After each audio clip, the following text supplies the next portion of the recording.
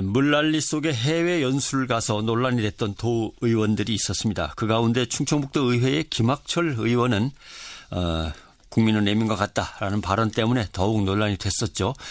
소속 당인 자유한국당으로부터 제명 처분을 받았습니다. 여기에 불복해서 재심 신청을 했는데 김학철 도의원을 직접 연결해 보겠습니다. 김학철 의원 안녕하십니까? 예, 안녕하십니까? 예. 재심 신청을 하셨습니다. 예, 당 윤리위원회에 내신 거죠? 예, 그렇습니다. 예. 제명은 지나치다. 제명이 최고 수위 징계인가요? 뭐 가장 정치인으로서는 그 정치 생명을 결정할 수 있는 정말 최악의 그런 결정이죠. 예. 당원이나 당규상 제명 처분까지 가려면 어떤 것들입니까 주로?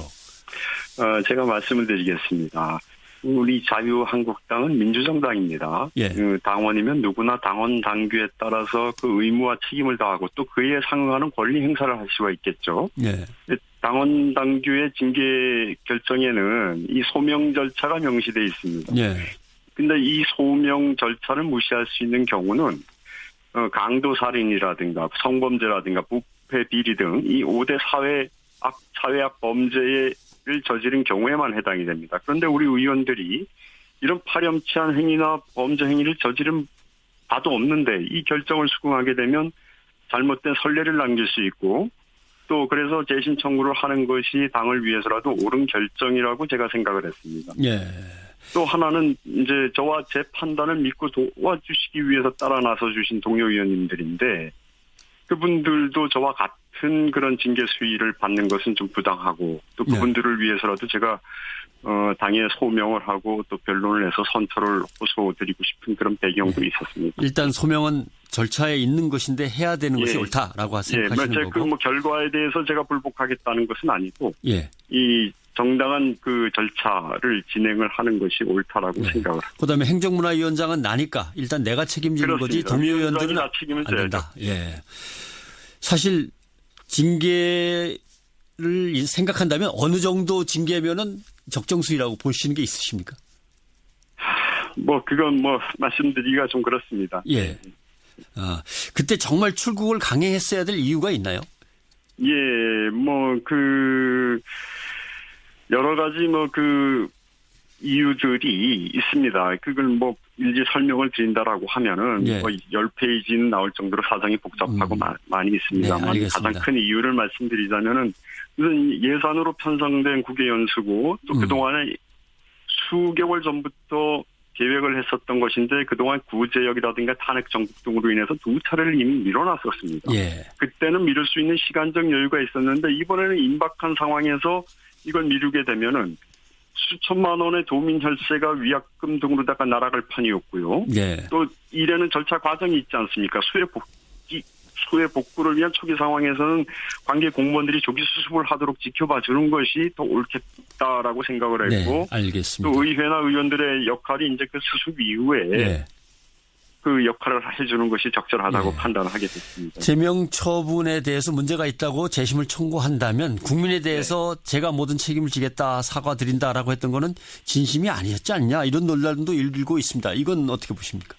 제가 온갖 비난이라든가 이걸 제가 다 감수하겠다고 말씀을 드렸습니다. 그래서 사실상 제가 이제 자연인이고 저도 국민이고 시민인데 정말 과도한 그런 이제 욕설, 비난, 정말 이런 것들에 대해서 제가 다 감수를 하겠다는 말씀입니다. 그 뜻이 무엇인지 좀 이해를 해 주셨으면 좋겠고.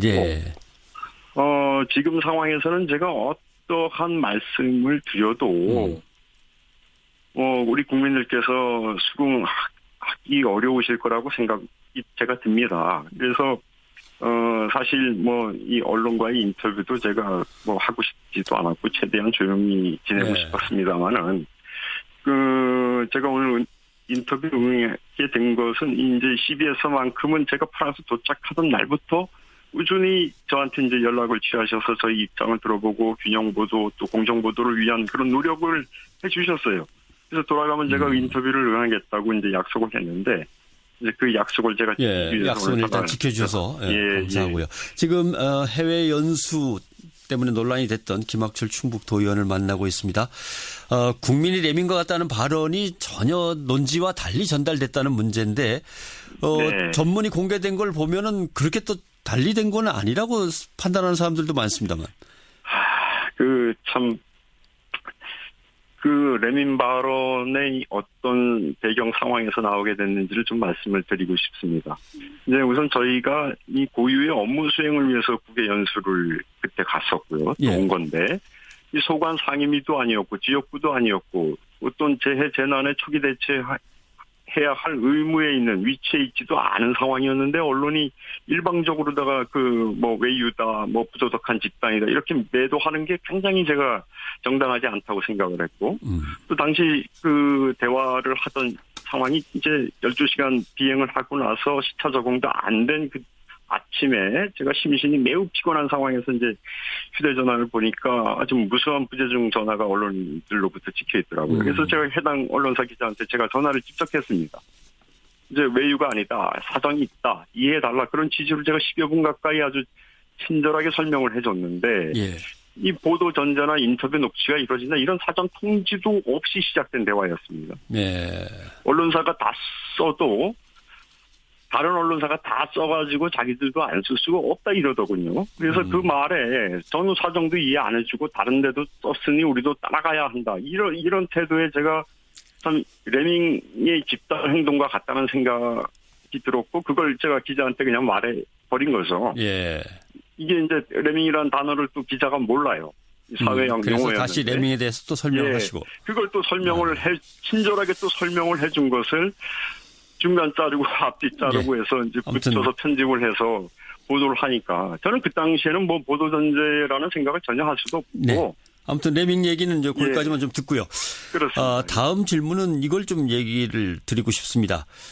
그래서 사과도 나름대로 하셨고 책임도 지겠다는 말씀을 하셨는데, 예를 들면 물난리에 공무로 해외 나간 게 그렇게 제명할 정도로 문제라면 북한이 미사일 실험을 하고 하는 엄중한 국가 상황에서 휴가를 간 문 대통령부터 비난을 갖다 실컷 해봐라, 이런 취지의 글을 올리셔가지고 이렇게 대통령을 또 다시 끌어들여서 각을 세울 필요가 있는 문제냐, 이게 과연 반성하는 태도냐, 이런 논란이 이렇습니다. 저는 그 잣대의 공정함을 얘기한 겁니다. 비판과 처벌이 누구에게나 공정하고 또 형평성을 갖춰야 하는 거 아니겠습니까? 예, 대통령이 굳이 모든 재난재해 현장 다닐 수는 없습니다. 더 위급하고 중대 사안이 있으면 못 챙길 수도 있죠. 그런데 우리가 의회 전체가 갔거나 또는 또 제가 도지사나 청주시장의 입장이었다면 그런 선택을 할 일도 없었겠지만, 지역구도 아니고 소관 상임위도 아닌데 정해진 일정 계획에 의해서 국외 연수를 간 것 자체가 이토록 무수한 비난과 제명이라는 가혹한 징계 사유가 될 수 있냐는 거죠. 그렇지 않습니까? 저보다는 수천 수만 배 공적 의무와 책임을 지니신 분인데, 북한의 ICBM 발사 등으로 전 세계 이목이 한반도 정세에 쏠려 있는데 휴가 가시지 않습니까? 제가 이런 말씀을 드리고 싶어요. 기자가 단어 하나를 작성해서 보도하는 데는 단 몇 초면 됩니다. 예. 그런데 그 몇 초를 소모한 그 단어로 인해서 상처받은 사람의 그 억울한 마음이라든가 이런 것들은 피해는 수년이 갈 수도 있고 또 수많은 사람들한테 그게 입힐 수도 있는 것이거든요. 네, 알겠습니다. 예. 그러면 트럼프 대통령이 한 17일 골프 휴가 간다는 건 어떻게 생각하십니까? 그건 그 나라 사정들이 있을 거고요. 그 나라 사정으로 보시고. 예. 그건 제가 언급할 성질의 것은 아닌 것 같습니다. 사실 제가 고향이 청주 청원입니다. 그렇습니까? 예. 그래서 저는 휴가를 내고 코스를 일부러 그쪽으로 돌려서 수해 현장을 돌아보고 왔는데, 도의원께서 떠나신 거에 대해서 저도 사실 두 개를 비교한다면 이건 어떻게 생각하십니까? 물론 이제 제가 이제 그런 정해진 공무 국외 연수가 아니었고 이 도민 혈세가 들어가는 것이 아니었다면은 저 같아도 굉장히 자중하고 또 그 수해 현장도 둘러보면서 또 아픔을 같이 했겠죠. 근데 그걸 쉽게 포기할 수 없는 상황, 또 제가 그 상황 파악이 지역구가 한 시간 반 거리 떨어져 있는 충주다 보니까 저희 지역구에는 오히려 오랜 가뭄 끝에 비가 왔기 때문에 오히려 다행스럽다고도 생각하고, 또 주민들도 또 그렇게 오랜만에 오는 비를 이렇게 또 달가워하시는 분들도 많은 상황에서 제가 판단하기가 매우 어려운 상황이었다는 그런 상황이었다. 네, 뭐 참 많은 아쉬움이 있고 참 그렇습니다. 네. 수해 현장 지금 계속 나가보고 계십니까? 네, 뭐 청주도 제가 다 돌아봤고 또 그 이후에 온 비록 우리 이제 충주 지역구에서도 뭐 그 경미한 정도의 이제 피해도 있고 그래서 그 농가 피해 입은 곳에도 제가 좀 같이 돌아보고 뭐 좀 도와드리기도 하고 그랬습니다. 예. 끝으로 하나는 더 여쭤보고 싶은데 만약에 다시 수해로 지역이 상황이 어려운데 어떻게 보다 보니까 정말 또 가야 되는 공무의 여행이 걸려 있다면 그때 그 상황으로 다시 돌아간다면 또 출국을 하게 될 것 같습니까?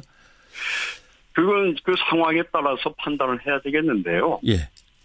그건 이제 지금 당시 상황이었으면은 똑같은 상황이라면 하면 똑같은 상황이었으면 저 역시 그 결단을 가는 것이 맞다라고 판단했을 겁니다. 여행 코스 제가 그때 파악할 수 있는 정보의 한계라든가 그런 처지 입장 상황이었다라면요. 근데 이제 제가 돌아와서 보니까 이제 상황이라든가 이런 것들이 당시에 그 짧은 시간에 제가 판단할 수 있는 그 이상의 것들의 현상들이 있었기 때문에 제가 많은 그런 아쉬움이 있는 거죠. 네, 알겠습니다. 오늘 여기까지 듣겠습니다. 고맙습니다. 예, 고맙습니다. 네. 자, 김학철 의원의 생각에 얼마나 공감하실지는 모르겠습니다만은 청취자 여러분들의 의견이 많이 들어오고 있네요. 이따 한번 소개를 하겠습니다. 김학철 충북도의원이었습니다.